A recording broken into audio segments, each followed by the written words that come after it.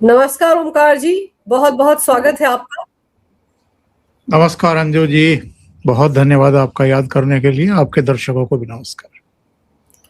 Sir, सोमवार को जो तमाशा जंतर मंतर संसद के बाहर हुआ, एक तो उसको कैसे देखा जाए और दूसरा बिना परमिशन के ये संसद की तरफ मार्च कैसे कर रहे थे और पुलिस कर्मी 50 से ज्यादा पुलिसकर्मी जख्मी हुए हैं, उन पर पथराव किसने करवाया?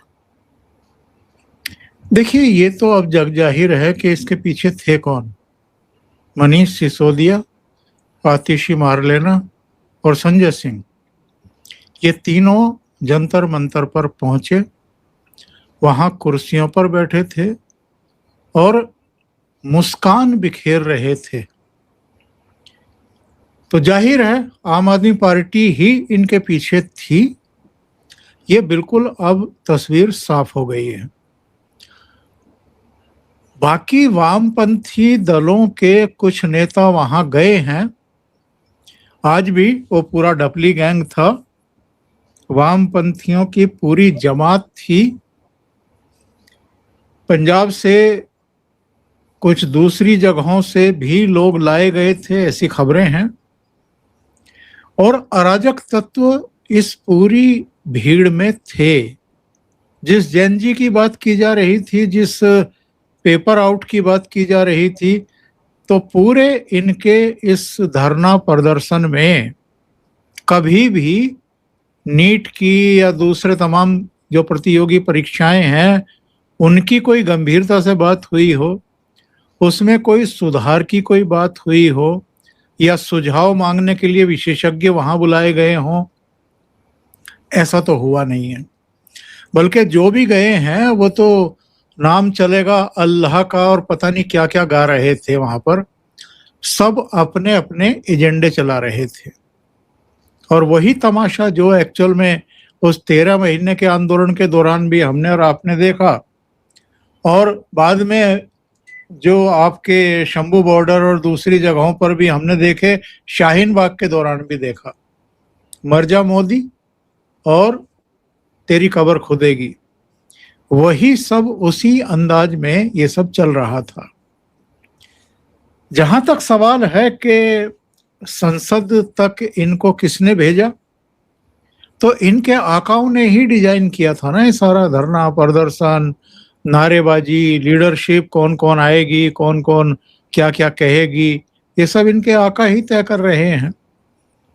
और वो इसलिए तय कर रहे हैं क्योंकि उनकी अपनी जमीनें खिसक चुकी हैं, उनकी अपनी साख जो है वो मिट्टी में मिल चुकी है। लोग अब उनकी आवाज पर धरने के लिए, प्रदर्शनों के लिए आते नहीं हैं, क्योंकि लोगों को भी अब पता चल गया है कि कौन से असली मुद्दे हैं और कौन से फेक मुद्दे हैं, फैब्रिकेटेड मुद्दे हैं। तो लोगों के पास अब इतना समय है कहाँ। इसलिए ये कहीं का ईंट कहीं का रोड़ा जो है ये जोड़ा गया और ये बवाल काटा गया। और ठीक वही दिन चुना गया है, ये भी एक डिजाइन किया हुआ था कि 20 जुलाई से संसद का मानसून सत्र शुरू हो रहा है। उसी दिन ये लोग जंतर मंतर से संसद के लिए कूच करेंगे। लेकिन सर, सबसे इम्पोर्टेंट बात यह है कि जिस तरह से यहाँ नारेबाजी हुई, जिसका जिक्र आपने किया, हम संसद में घुस जाएंगे, मोदी को छोड़ेंगे नहीं, काठमांडू बना देंगे, ये कर देंगे, वो कर देंगे, और ये संसद तक पहुंच गए। तो 2001 में 13 दिसंबर को जो आतंकवादी हमला संसद पर हुआ था, उससे ये अलग कैसे हो सकता है?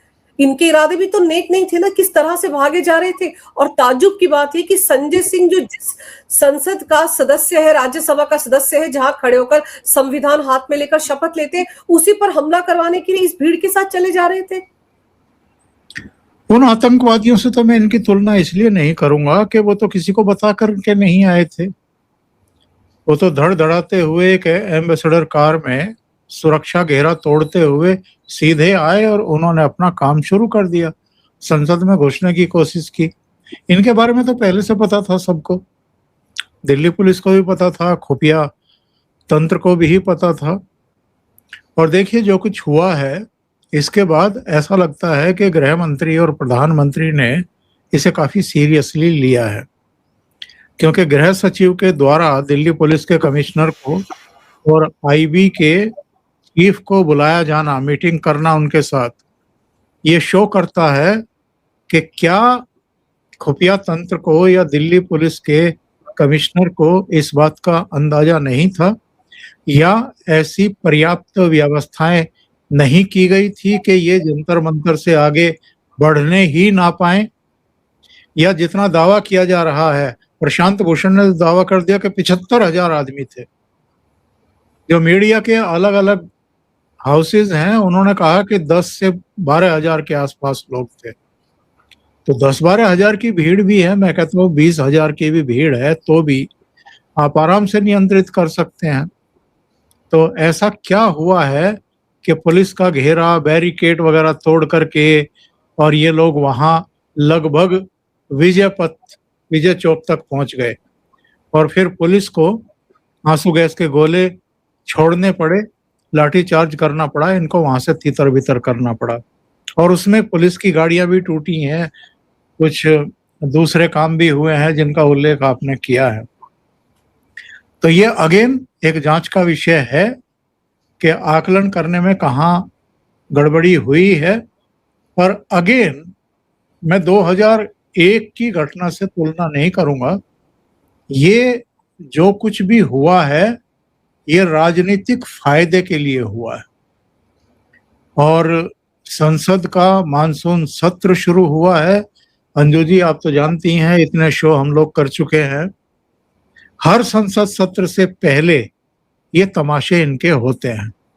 किसी ना किसी मुद्दे पर, वो पेगासस हो, हिंडनबर्ग हो, बीबीसी की डॉक्यूमेंट्री हो, वो अडानी का मामला हो, मणिपुर का मामला हो, ये कोई ना कोई मुद्दे को लेकर के चले आते हैं और फिर पार्लियामेंट को एक तरीके से, पार्लियामेंट को क्या, देश को शर्मसार करते हैं।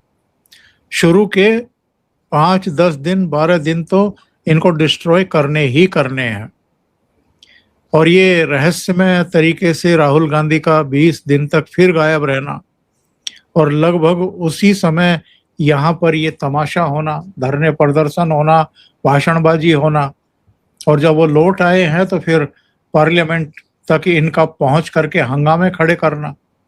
एक बार संसद के भीतर ही, लोकसभा के भीतर ही, जब राजेंद्र अग्रवाल प्रिजाइड कर रहे थे लोकसभा को, तो आपने देखा था कि उस समय भी 2-3 युवक जो हैं वो संसद के भीतर कूद गए थे और उन्होंने एक सीन क्रिएट करने की कोशिश की थी। तो ये लोकतंत्र को, लोकतांत्रिक संस्थाओं को शर्मसार करने वाली हरकतें हैं। ऐसे इनको ये लगता होगा कि भाई हम गवर्नमेंट को किसी तरह की तकलीफ दे रहे हैं, तो मुझे लगता है कि गवर्नमेंट की तो छवि तभी खराब हो सकती है जब वो खुद कोई गलत काम करे। जो लगातार उनको जनादेश मिल रहे हैं, राज्य दर राज्य जीत मिल रही है, और विपक्ष के इन तमाम तमाशों के बावजूद, सीन क्रिएट करने के बावजूद उनको लगातार विफलता मिलती जा रही है, तो इससे भी अगर वो सबक सीखने को तैयार नहीं है तो फिर क्या किया जा सकता है। और सर जैसे आप कह रहे हैं ना कि कैसे पहुंच गए संसद भवन तक, ये आंकलन करने में कहीं चूक हुई हो। आप सोचिए सचिवालय का मेट्रो स्टेशन खुला था, उसके बाद में दरवाजे बंद किए गए जब ये भीड़ वहां पहुंची, फिर ऐसे राजीव गांधी चौक वाला मेट्रो स्टेशन, ये सब तो मेरे ख्याल से 24 घंटे पहले ही बंद हो जाने चाहिए थे सर। ये लोग वहां से भी तो पहुंचे ना, और कहाँ निकल के आए बाहर, तो कहीं कोई चूक तो हुई। लेकिन सर अब तो पूरी तरह से साफ हो गया जंतर मंतर, इनका जो मंच लगा था वो ताम तमोड़ा सारा का सारा दिल्ली पुलिस ने हटा दिया है। लेकिन इसके बावजूद वांगचुक कह रहे हैं मेरा धरना तो, मेरा अनशन तो जारी है। तो अब क्या मतलब है, जबकि नड्डा के साथ भी 2 इनके नुमाइंदे जाकर मिलकर भी आए। देखिए, तमाशा करने वालों को कौन रोक सकता है, और दूसरे यहाँ के ही आकाओं को थोड़ा जबान दे रखी होगी। बाहर भी तो बहुत लोग बैठे हैं, उनसे क्या क्या करार हो रखे हैं तो ये तो किसी को नहीं पता है। तो ये सब चीजें अब जांच का विषय हैं, एजेंसियां जांच पड़ताल करेंगी। लेकिन अगेन मैं ये कहूंगा कि देखिए, लोकतंत्र में धरनों का, प्रदर्शनों का, विरोध प्रदर्शनों का लेकिन शांतिपूर्ण तरीके से। इन सब का हक है आपको। विभिन्न मुद्दों पर आप अपनी बात कह सकते हैं, कहने के तरीके अलग अलग हो सकते हैं, लेकिन कानून आप हाथ में लें, पुलिस पर आप पथराव करें, पुलिस को अपना टारगेट बनाएं, जो संवैधानिक संस्थाएं हैं उनको, उनकी गरिमा, उनकी मर्यादा का हनन करें, उनको अपमानित करने की कोशिश करें, ये कोई स्वीकार नहीं कर सकता है। सर, जिन लोगों ने इनको भड़काया, जिस तरह की भाषणबाजी वहां पर हो रही थी, योगेंद्र यादव क्या कह रहे थे, प्रशांत भूषण क्या कह रहा था, वो फिल्म स्टार कितने वहां पहुंच रहे थे, और जब सुबह ये इन्होंने अपना मार्च स्टार्ट किया तब तो सारे के सारे गायब हो चुके थे, कोई वहां नजर नहीं आ रहा था। अब तो वो अभिजीत दीप के वो शोर मचा रहा था, उसके चंगू शोर मचा रहे थे कि उसको तो पुलिस उठा कर लेगी, कुछ नहीं हुआ। अब सोचिए कि किस तरह से सोशल मीडिया का इन्होंने किस तरह का इस्तेमाल किया अफवाहें फैलाने के लिए। तो अब जब पुलिस की कार्रवाई आगे बढ़ेगी, आपको लगता है कि वो जो वीडियो सर्कुलेट हो रहे हैं उनमें चेहरे तो दिख रहे हैं ना, कौन पत्थर फेंक रहा है, उनको भी तो डिजिटली कैप्चर किया जा सकता है ना सर, उनकी शिनाख्त करके। नहीं, वो तो दिल्ली पुलिस कर ही रही होगी, ये तो हम मान करके चले। हम ऐसा क्यों मानते हैं कि दिल्ली पुलिस के पास सीसीटीवी फुटेज नहीं होगी और अब तक कोई कार्रवाई उसने नहीं की होगी। अब तक तो बहुतों को उठा चुकी होगी, वो पूछताछ हो रही होगी और इनके आकाओं के बारे में भी पूछताछ चल ही रही होगी, इंट्रोगेशन चल रहे होंगे, गंभीर धाराओं में मुकदमे भी दर्ज कराए गए होंगे, किए जा रहे होंगे, क्योंकि एक दिन की परमिशन इनको मिली थी जंतर मंतर पर धरना प्रदर्शन के लिए, इन्होंने उसको कंटिन्यू कर दिया। पुलिस के कहने के बावजूद इन लोगों ने वहां से हटने से इनकार कर दिया। फिर बिना परमिशन के ही सोनम वांगचुक और कुछ एसएफआई और कुछ दूसरे संगठनों की लड़कियों ने और लड़कों ने वहां उपवास और आमरण अनशन शुरू कर दिया। ये भी गैर कानूनी है। तो ये तो कार्रवाई अपने आप में होगी ही, लेकिन मैं इससे बड़ी बात करना चाहता हूं, आगे की बात करना चाहता हूं।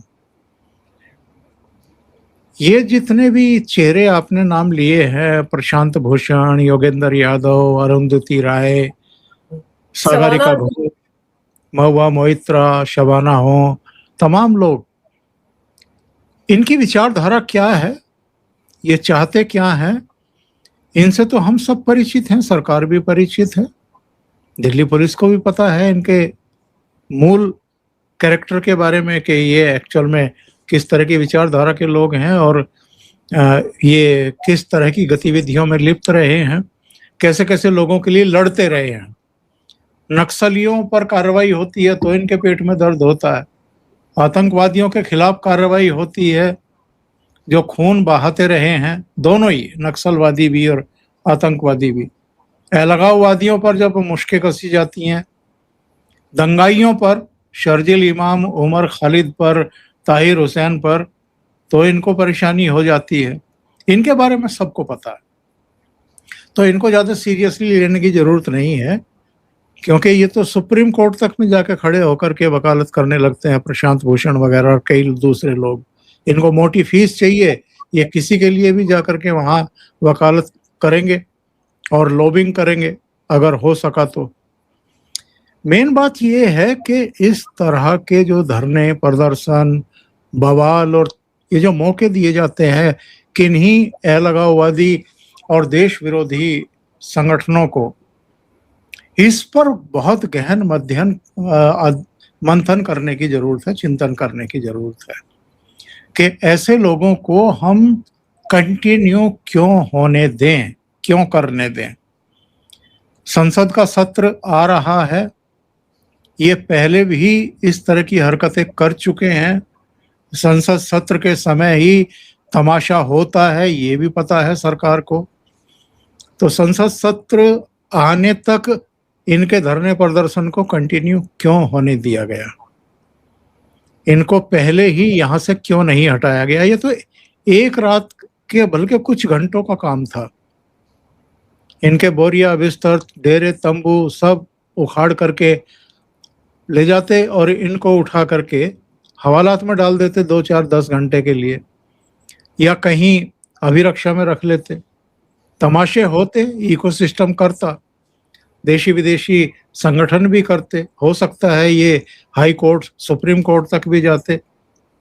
तो लेकिन जो आज हुआ है, इससे तो आप बच सकते थे ना। तो ये चीजें हैं। दूसरा पक्ष अगर हम देखें तो दूसरा पक्ष इसका ये भी है,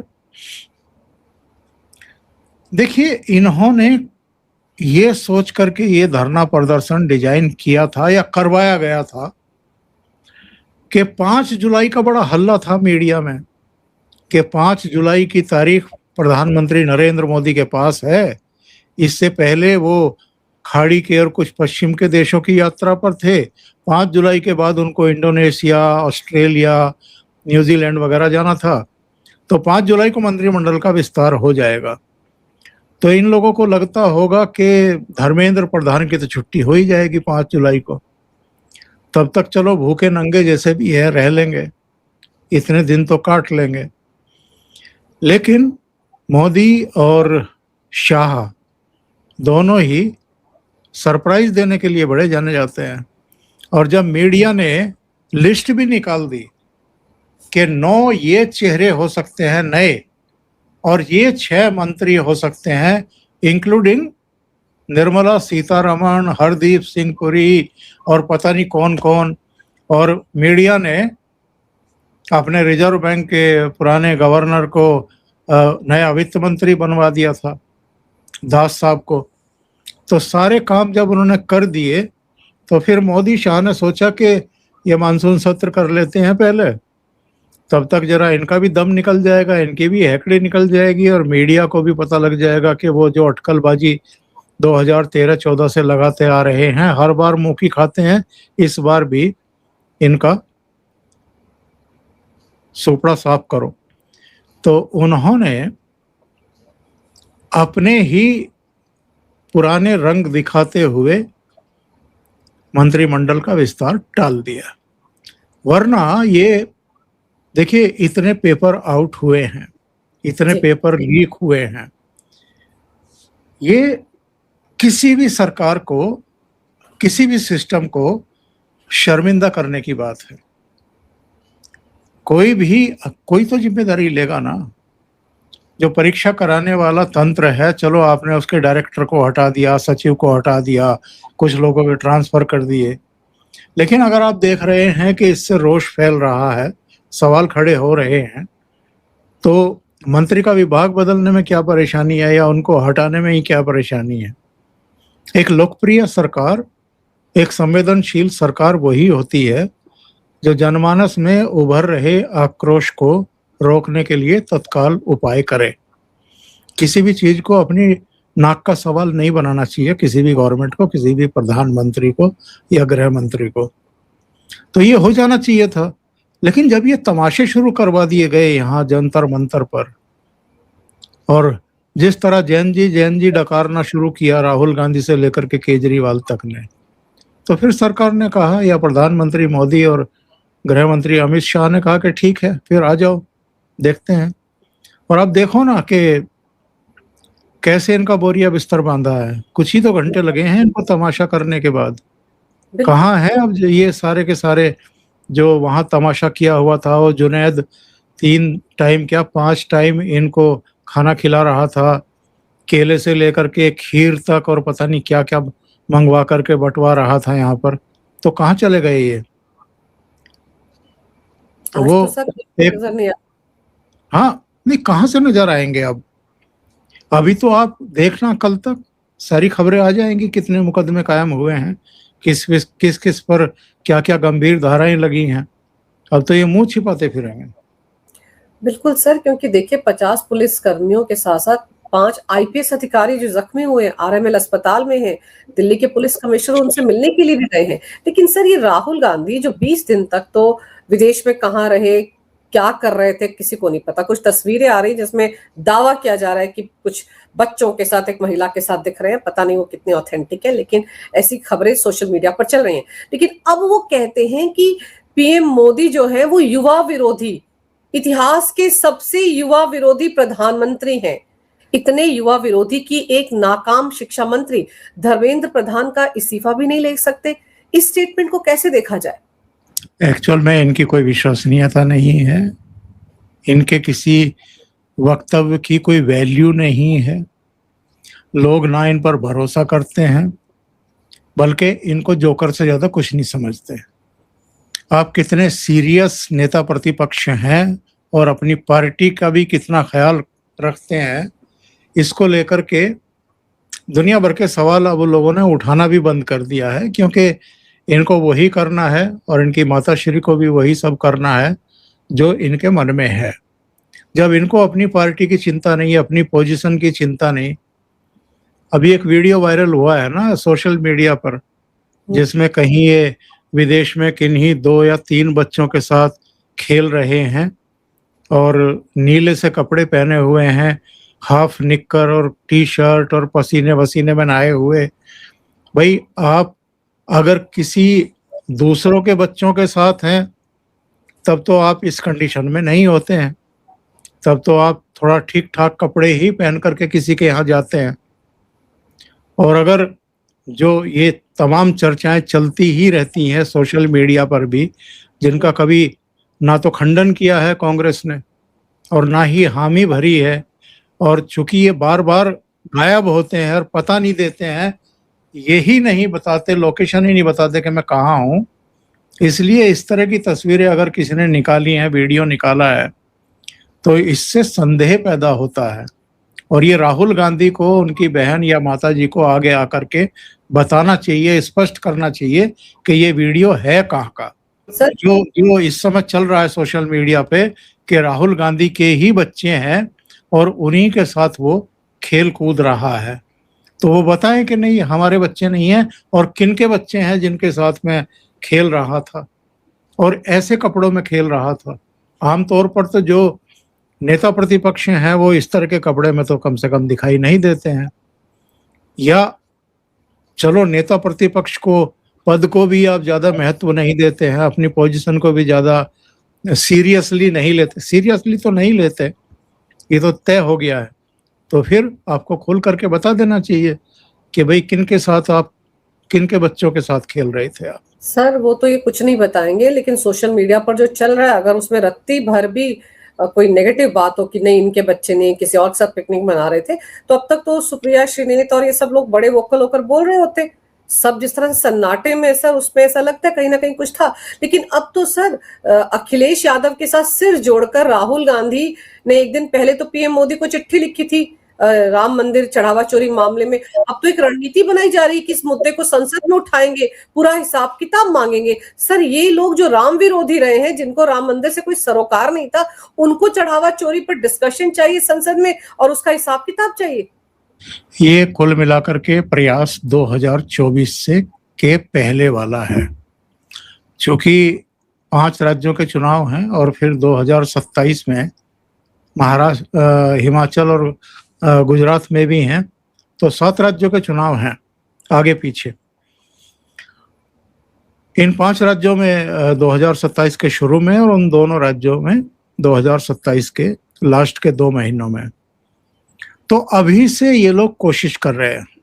अच्छा, उत्तर प्रदेश चूंकि बहुत महत्वपूर्ण प्रांत है, सूबा है, और ये इसलिए भी इनके लिए चैलेंज है कि 2024 में तो डेंट देने में कामयाब हो गए ये। अब वो जो डेंट दिया है, वो क्या क्या बोल करके किया है उनको मैं रिपीट नहीं करूंगा, सबको पता है। लेकिन उसके बाद से न केवल उत्तर प्रदेश के मतदाता प्रायश्चित की मुद्रा में हैं, बल्कि मुझे लगता है कि देश के लगभग सभी राज्यों में, और ख़ास तौर से सनातनी जो थोड़ा सा आलस्य में आ गए थे या ढीले पड़ गए थे 2024 के लोकसभा चुनाव में, वो अब सब एकजुट हुए हैं। और उनकी एकजुटता का प्रमाण है हरियाणा में तीसरी बार सरकार बनना, महाराष्ट्र में देवेंद्र फडणवीस का मुख्यमंत्री बनना, दिल्ली से केजरीवाल एंड कंपनी की विदाई होना, उन सब का चुनाव हारना, मनीष सिसोदिया का भी, केजरीवाल का भी, सौरभ भारद्वाज का भी, गोपाल राय का भी, सबका। इनका गोपाल राय पता नहीं हारे के जीते हैं, लेकिन इन सब का चुनाव लूज करना, सरकार का बाहर जाना, फिर बिहार में लगातार, और इन सब राज्यों में प्रचंड बहुमत के साथ बीजेपी की वापसी हुई है, प्रचंड बहुमत, और अभी बंगाल। तो ये सब सदमे में हैं।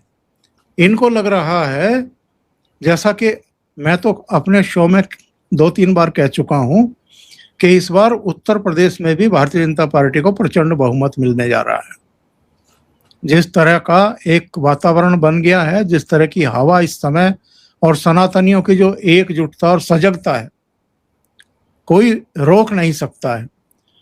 तो इनका कुल मिलाकर के प्रयास ये है कि साहब ये राम मंदिर ही है, भगवान राम ही हैं, और ये अपने आप में एक बहुत बड़ा मुद्दा है।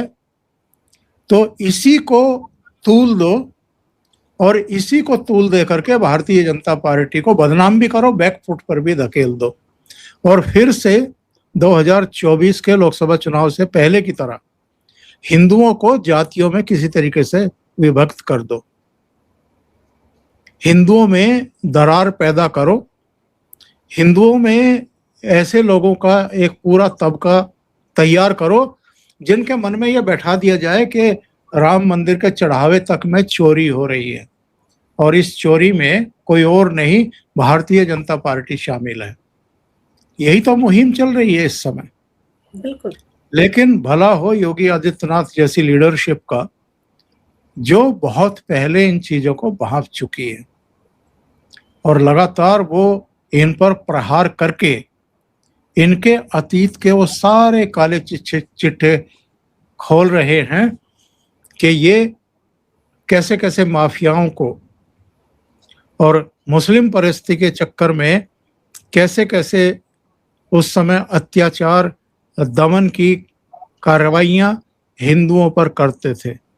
उनको हिंदुओं के त्योहार नहीं मनाने देते थे, कांवड़ यात्रा पर भी रोक लगा दी जाती थी, पंचकोसी पर भी रोक लगती थी, तमाम चीजों पर। तो इनके काले चिट्ठे खोले जा रहे हैं। सर, चलते चलते बस ये पूछना चाह रही हूँ कि अब जब वहां से जंतर मंतर से इनका बोरिया बिस्तर हटा दिया गया है, समेट लिया गया है, और वांगचुक अस्पताल में सफ्दरजंग में कह रहा है मैं अनशन पर बैठा हूँ, आपको लगता है ये मुद्दा खत्म हो जाएगा, या वो जो पंजाब से ट्रॉलियां भर भर कर किसान दिल्ली लाए गए हैं, वो एक उन्होंने भी ऐलान कर दिया कि हम तो 21 मार्च को संसद की तरफ कूच करेंगे, आपको लगता है अभी वो मुद्दा भी, यानी कि पूरी तरह से पिछले प्रोपेगेंडे पर आ गए हैं, चाहे वो सीए का हो या किसान कृषि कानून के आड़ में जो खेल इन्होंने खेला था, वैसा दिखता है आपको माहौल? सरकार अब होने नहीं देगी, और ये घटना अपने आप में सरकार के ढीले ढाले रवैये या इस सोच को भी उजागर करती है या एक्सपोज करती है कि इनमें कोई दम नहीं है। इनमें तो कोई दम नहीं था, इनकी तो कोई तैयारी नहीं थी। लेकिन मोदी सरकार को और उनके रणनीतिकारों को ये हमेशा याद रखना चाहिए, और ख़ास तौर से आईबी और जितने तमाम इनके खुफिया एजेंसियां हैं और जो सुरक्षा व्यवस्था की जिनके ऊपर जिम्मेदारी है, उनको ये ध्यान रखना चाहिए कि ऐसे लोगों की बैक करने के लिए और इस तरह का कोई दिन अगर तय कर दिया जाए तो फिर उसे एक मौके की तरह भुनाने के लिए किस किस तरह के तत्व इकट्ठा हो जाते हैं। ये 20 जुलाई की इस घटना ने फिर से बताया है। तो किसी भी घटना को आगे के लिए एक सबक की तरह, सीख की तरह लेना चाहिए।